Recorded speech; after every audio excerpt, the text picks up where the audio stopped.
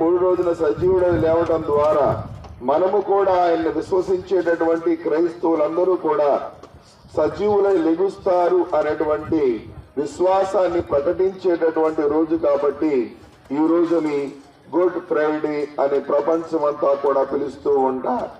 యేసు ప్రభు చనిపోయినటువంటి 33వ సంవత్సరం నుండి ఈ 2022వ సంవత్సరం వరకు కూడాను భూమి ఆకాశాలు గతించే వరకు కూడాను ఈ యొక్క శుక్రవారాన్ని మంచి శుక్రవారం అని పిలుస్తారు. ఎందుకంటే ఇది మానవాళికి, సర్వ మానవాళికి రక్షణ తెచ్చినటువంటి రోజు. సర్వ మానవులందరూ కూడా క్రీస్తు చెంతకు ఆకర్షింపబడినటువంటి రోజు. సర్వ మానవాళి పాప పరిహారార్థమై మరణించినటువంటి రోజు. మరణం ద్వారా మానవుణ్ణి మృత్యుంజయుని చేసినటువంటి రోజు ఈ రోజు. కనుక ప్రియ సహోదరి సహోదరులారా, దేవుని బిడ్డలమైనటువంటి మనమందరము కూడాను భక్తి శ్రద్ధలతో ఈ యొక్క శిలువ మార్గాన్ని వెంబడిస్తూ యేసు ప్రభు యొక్క మార్గములో మనం కూడా నడుస్తూ నా శిలువనెత్తుకొని నన్ను వెంబడింపని వాడు నాకు యోగ్యుడు కాడని ప్రభువు పలికి ఉన్నాడు. నా శ్రమలలో పానం చేయని వాడు నాకు యోగ్యుడు కాడంటూ ఉన్నాడు. కనుక మన పాపాలు మనం జ్ఞాపకం చేసుకుంటూ చక్కగా భక్తి శ్రద్ధలతో, ఇది ఒక బహిరంగమైనటువంటి కార్యక్రమం కాదు, ఇది బహిరంగమైనటువంటి ప్రార్థనాపూర్వమైనటువంటి ప్రదక్షిణ. ఊరేగింపు కాదు, ఇది ప్రదక్షిణ. ప్రభు యేసుని ఇతరులకు తెలియజేస్తూ ప్రభు యేసు మా కొరకు మరణించాడనేటువంటి సత్యాన్ని భూలోకానికి ప్రకటించేటటువంటి రోజు. ప్రభు చెబుతూ ఉన్నాడు, ఈ లోకంలో మీరు గనక నాకు సాక్ష్యాన్ని ఇస్తే పరలోకములో నేను నా తండ్రి ఎదుట మీకు సాక్ష్యాన్ని ఇస్తానని.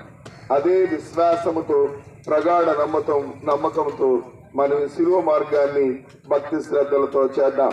ఈ విధమైనటువంటి వరుసగానే ముందుగా నేను వెళుతూ ఉంటాను. శిలువను మోసుకొని నా వెనకాల పాటలు పాడేటటువంటి వాళ్ళు, తర్వాత జపాలు చెప్పేటటువంటి వాళ్ళు ఉంటారు. అటు తర్వాత ఈ యొక్క శిలువను మోస్తూ ఉన్నటువంటి వాహనం ఉంటుంది. ఆ శిలువ, అందుకని పునీత పౌలుడు అంటూ ఉన్నాడు, మేము శిలువ వేయబడినటువంటి క్రీస్తుని ప్రకటిస్తూ ఉన్నాము. ఆయనను చూపించుకుంటూ ఊరేగింపు చేస్తూ ఉన్నాం. ఇదిగో మా రక్షకుడు మా పాపాల నిమిత్తము ఈ విధంగా శిలువకు అంటగొట్టబడ్డాడు. మా పాపాలు ఆయన శిలువకు అంటగొట్టాయి, కానీ మేము పొందవలసినటువంటి శిక్షని ఆయన పొందాడు. లోకాంత్యం వరకు కూడా ఆయన పాపాలను కడిగి వేస్తూ ఉంటాడనేటువంటి సత్యాన్ని ప్రకటిస్తూ మనము భక్తి శ్రద్ధలతో శిలువ మార్గంలో పాల్గొంటాం. కనుక మనకు ఉండవలసినటువంటి ఉద్దేశాలు రెండే. ఒకటి, భక్తిగా ప్రార్థన చేయటము. రెండవది, అందరూ కూడా నోరు తెరిచి జపాలు చెప్పడము, చక్కగా భక్తి శ్రద్ధలతో మనము క్రీస్తుని ప్రకటించడము. ఇవి రెండు తప్ప మనకి ఎటువంటి సాతాను ఆలోచనలు, ఎటువంటి దుష్క్రియల ఆలోచనలు లేకుండా క్రీస్తు యొక్క అడుగులో అడుగు వేసుకుంటూ ముందుకు సాగుదాం. పీఠమునకు ముందు వేడుకొని జపము. నా రక్షకుడా, చూపులు మిమ్మల్ని అత్యచేటుకు తీసుకుని పోయిన కఠిన మార్గమందు నా మీద గల పక్షం వల్ల మీరు అత్యంత ప్రేమతో నడుచుతురి. నేను ఎన్ని మార్లు మీ మెడబాసిపోతుని, ఇప్పుడైనను పూర్ణ ఆత్మతో మిమ్ము ప్రేమించుచున్నాను. మీకు ద్రోహము చేసినందున నిండు మనస్సుతో దుఃఖించుచున్నాను. నా తప్పులను మన్నించండి. ఈ దుఃఖ మార్గమందు మిమ్మల్ని వెంబడించి వచ్చుటకు నాకు అనుగ్రహము దయచేయండి. నా మీద మీకు గల ప్రేమ కొరకు చావవలని కోరుచున్నాను. మీ ప్రేమతో మరణం పొందను ఆశించుచున్నాను. ఆమేన్.